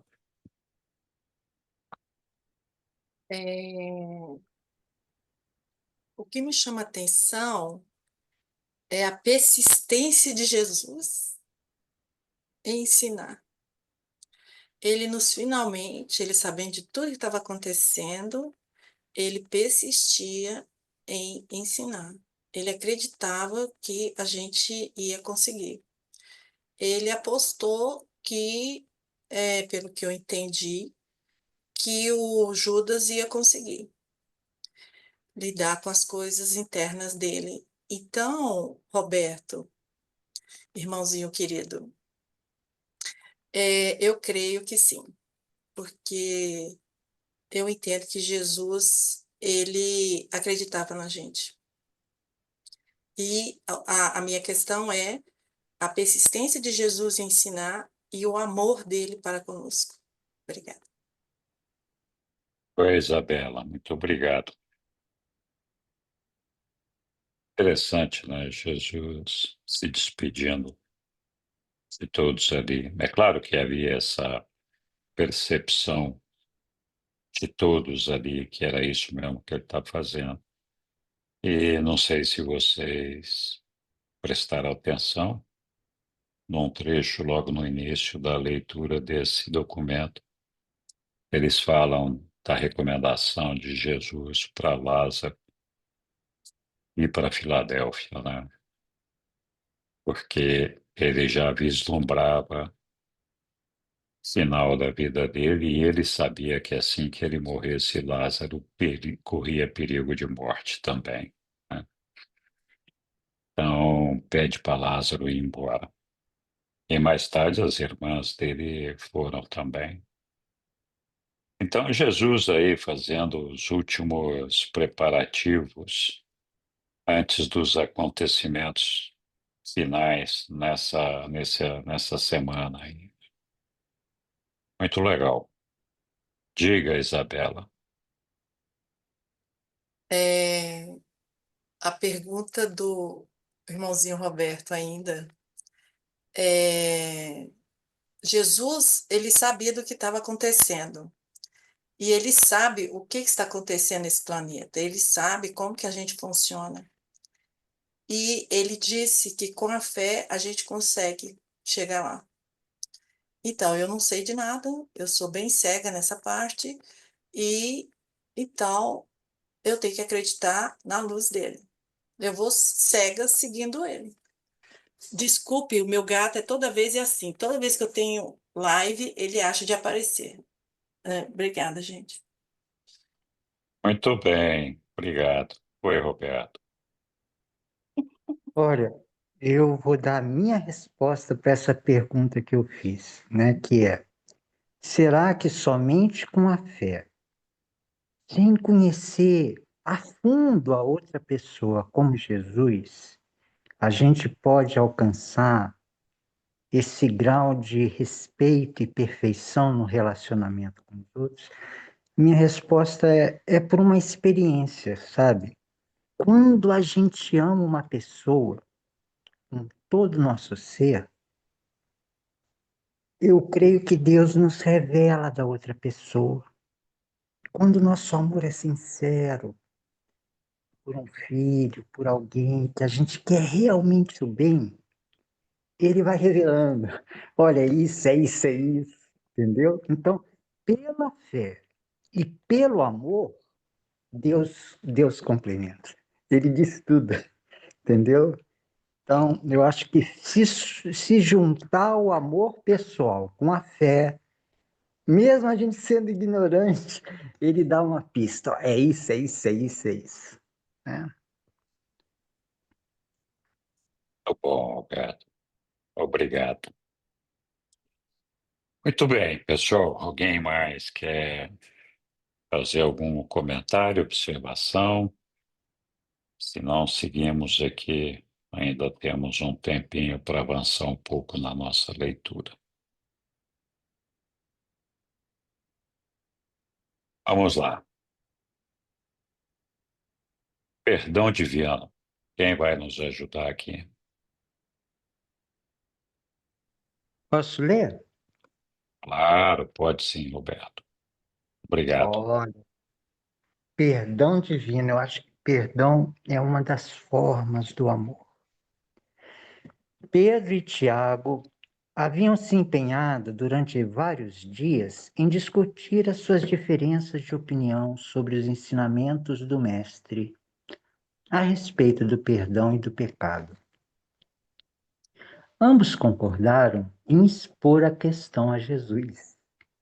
E Pedro aproveitou essa ocasião como uma oportunidade apropriada para obter conselho do Mestre.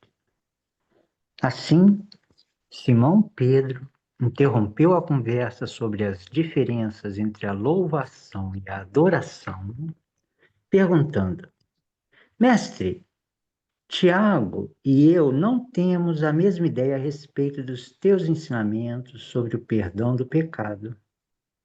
Conforme Tiago, tu ensinas que o Pai nos perdoa, mesmo antes de lhe pedirmos. E eu sustento que o arrependimento e a confissão devem preceder o perdão. Qual de nós está certo? O que dizes?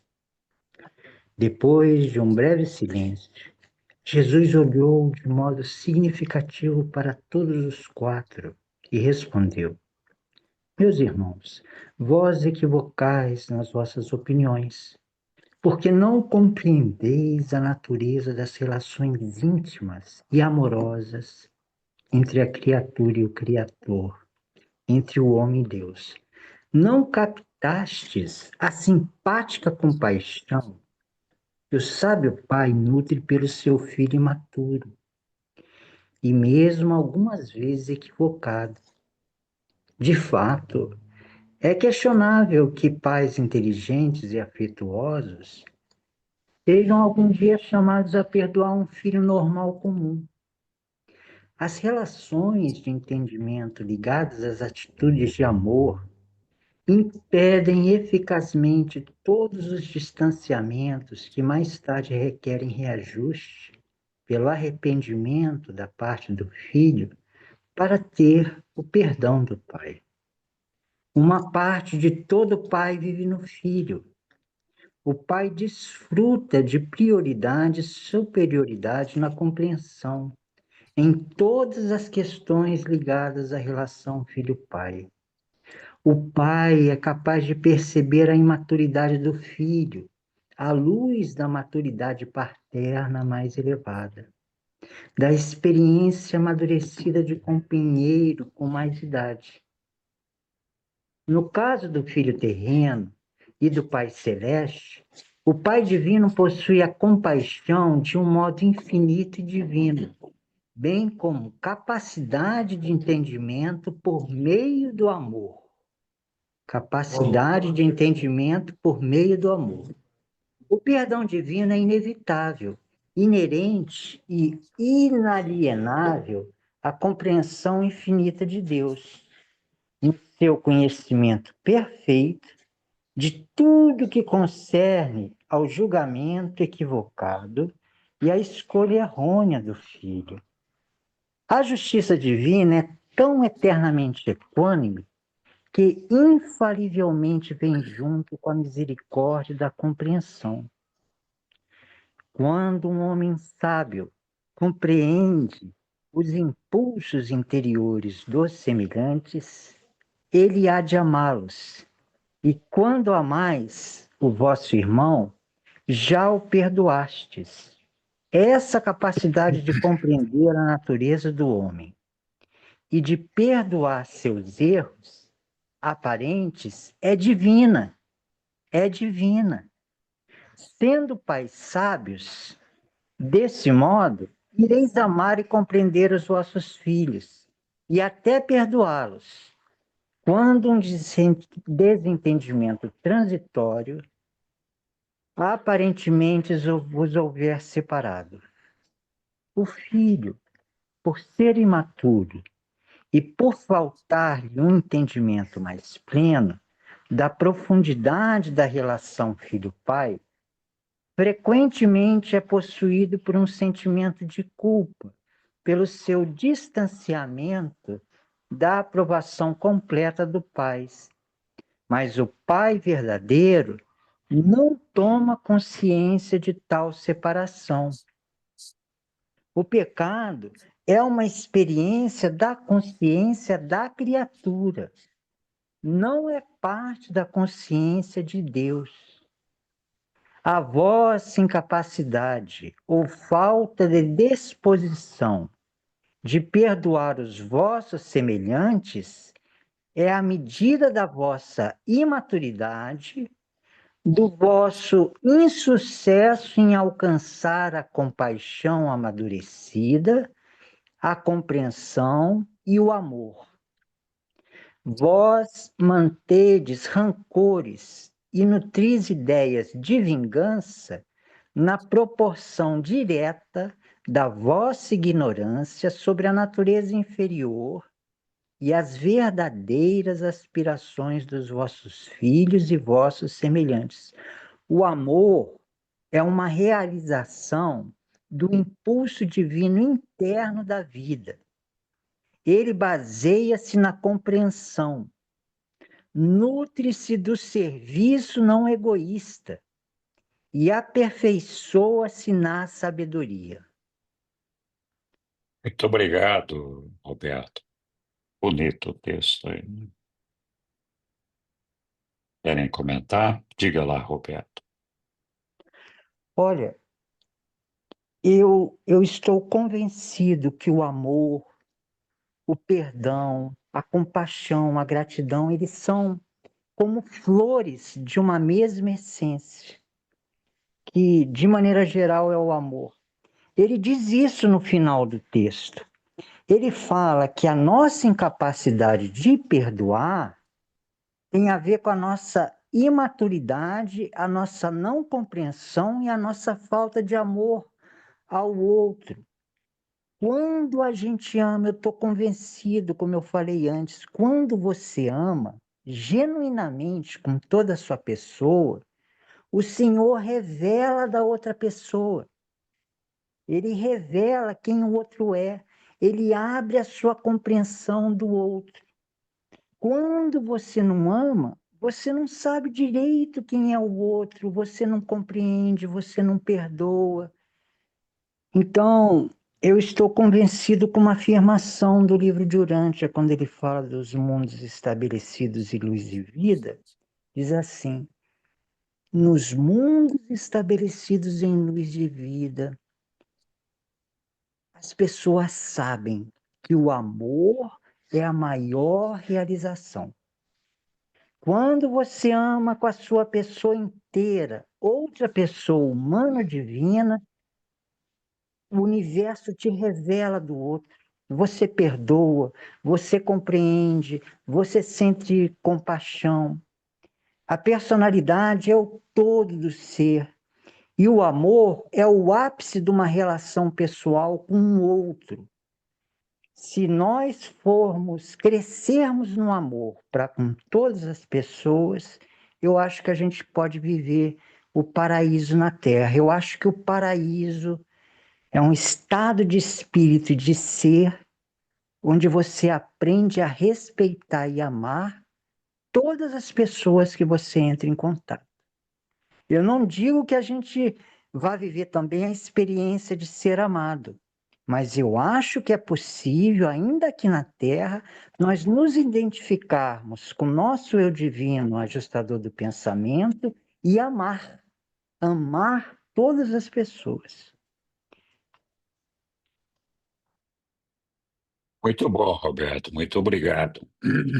Diga, Isabela.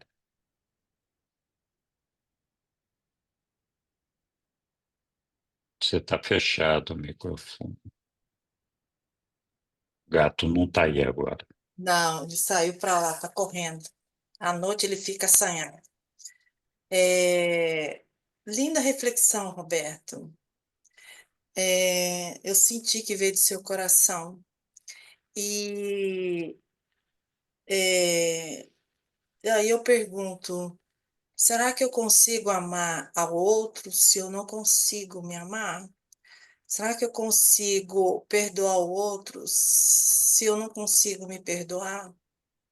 Será que esse processo não começa comigo?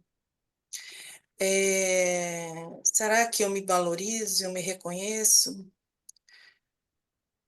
porque acabamos de ler o texto dizendo assim, que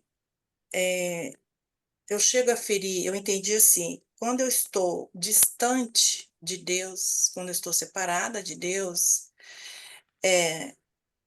eu, eu, eu estou me ferindo e eu acabo projetando isso no outro. Então, eu não consigo perdoar, eu não consigo entender o outro.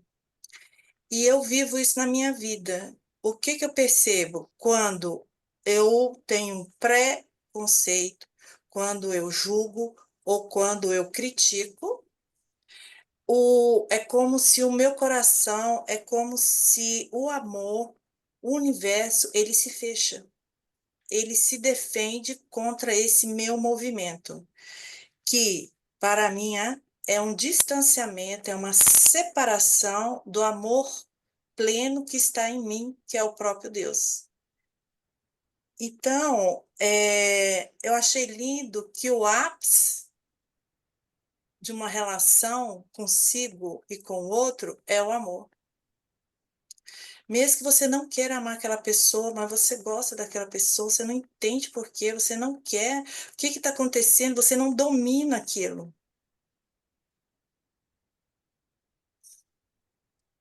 Então, o perdão, será que eu não tenho que me perdoar primeiro?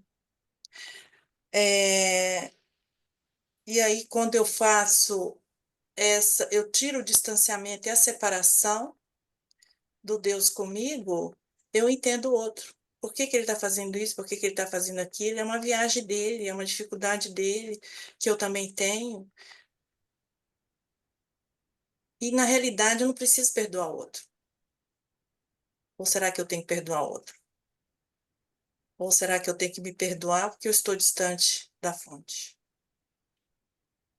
E na hora que eu me perdoo, será que eu não conecto com a fonte? E o rio desce o leito? Obrigada. Obrigado, Isabela. Siga lá, Sâmia.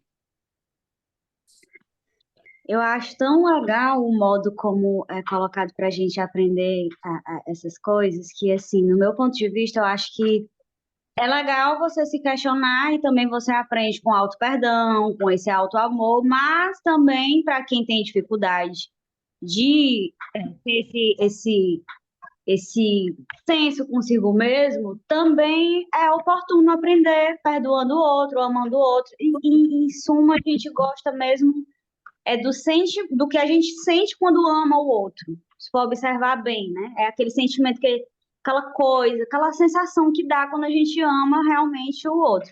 Mas o que eu mais senti, assim, afinidade que ressoou mais comigo é porque eu realmente me vejo como uma criancinha, né, ignorante e tudo mais. E aí reforçou essa ideia de que meu pai é Deus, né, que eu, assim, eu esqueço, né, a maior parte do dia e tudo mais. E aí, tipo, e Deus sabe de tudo, Deus é sábio, é como um pai sábio vendo aquela criança, né? Eu não tinha me colocado assim ainda, apesar de já ter lido várias outras coisas e tudo. Todo mundo já veio aqui de alguma coisa, você sempre está se conectando assim de alguma maneira, mas eu nunca tinha pensado realmente assim dessa forma, entendeu? De me sentir assim, de dar um acolhimento. Eu me senti muito confortada com essa mensagem que veio para relembrar aí hoje, né? Muito bom. Obrigado. Diga, Roberto. Oi, Roberto. Olha, eu concordo com Isabela nesse sentido da gente primeiro se perdoar, a gente primeiro se amar, para poder perdoar e amar o outro. Mas o que exatamente significa se perdoar e se amar? É o seguinte: nós somos uma pessoa. Quem vive a experiência total é a nossa personalidade. Em nós existe um eu divino e tem o nosso eu, que é o corpo, nossa mente humana. Então, que é se perdoar? A nossa pessoa se identifica com o amor individualizado, que é Deus em nós, e perdoa o nosso eu humano, nossa mente, nosso corpo terreno, que já errou algumas vezes, muitas vezes, né? Então, isso é se perdoar. E esse amor e esse perdão, de onde vem? Do nosso eu divino. Quem perdoa e ama dessa maneira perfeccionada é o nosso eu divino. Então, eu acho que o que a gente faz para alcançar essa grandeza é a gente se identificar com a presença divina em nós, o ajustador do pensamento. E eu tenho mais uma consideração positiva, que é uma interpretação a respeito do que significa o amor, o que significa o perdão. Vocês já notaram que na palavra perdão, perdoar, tem a palavra doar? Em inglês é forgiveness. Vocês já notaram que em forgiveness tem giveness, que é doar, forgive. Tem give, doar por, doar for. O que a gente dá quando a gente perdoa? Eu acho que a gente dá de nós mesmos. A gente dá do nosso eu e passa a se ver novamente junto ao eu da outra pessoa perdoada em Deus. É o seguinte, eu vou dizer de outra maneira. Eu vejo Deus como divino Zeus. Eu vejo o divino eu de cada um como sendo o ajustador do pensamento. Então, Deus, ele é a origem, a essência e o destino do divino eu de todas as pessoas. Deus, o divino eu é o ajustador. E Deus, o Pai Universal, é a origem, a essência, o destino do divino eu, ajustador do pensamento de todas as pessoas. Quando a gente está mal com alguém, a gente não quer, a gente se vê distante da outra pessoa. A gente pensa assim, eu não quero saber dessa outra pessoa. Ela me ofendeu, a gente não se vê mais como um outro, entendeu? Quando a gente perdoa, a gente redime o outro perdoado na nossa consciência. A gente passa a ver de novo o outro junto com a gente na mesa de Deus. Então a gente se dá para o outro. Eu vou dizer mais um pouco, eu demorei a vida inteira para chegar a isso, que é a ideia de que muitas vezes o mal é a falta do bem. Então, alguém que te ofende, o que faltou nele? A falta do bem divino que você é, faltou na consciência dele. Eu nunca vou ofender alguém que eu amo profundamente. E se eu percebo o eu divino de outra pessoa em mim, eu vou sempre amar. Se alguém ofende o outro, é porque não percebeu a divindade, a bondade do outro. E então, se alguém me ofende, ele não está vendo que há um divino eu em mim. Então, como é que eu combato essa ofensa, que é a falta do bem que eu sou na essência? Eu dou do meu divino eu para ele. Perdoar é doar por, e a maior dádiva é a dádiva de si mesmo. Então, se alguém me ofende, esse alguém não está percebendo que eu também sou um divino eu.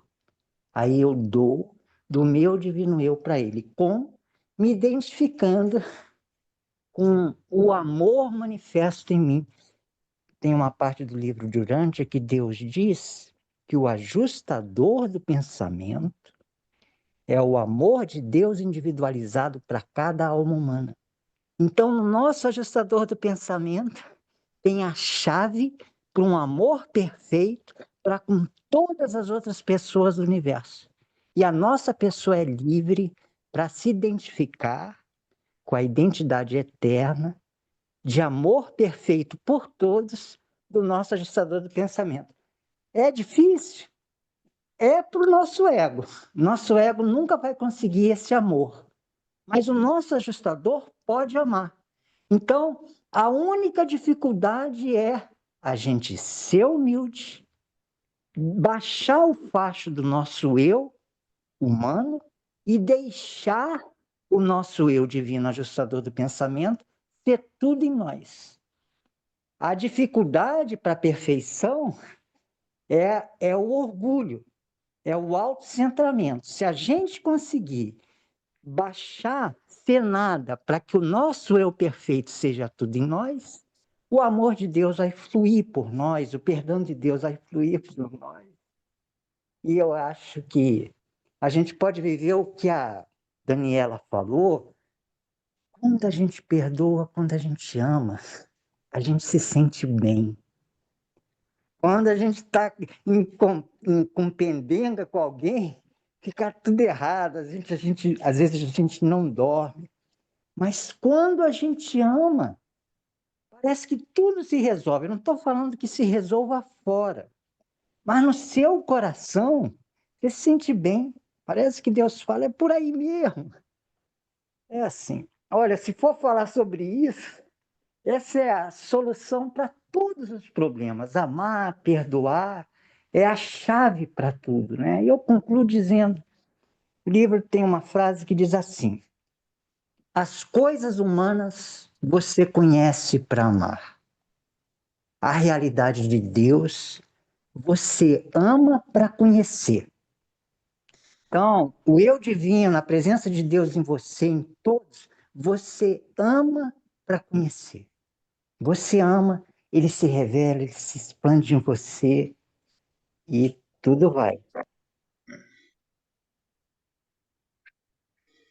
Perdão se eu falei obrigado, muito. Roberta.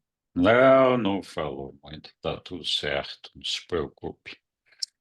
Muito bem, pessoal. Mais alguém quer se manifestar sobre esse tema? Bom, chegamos aqui no final de mais um dia de estudo.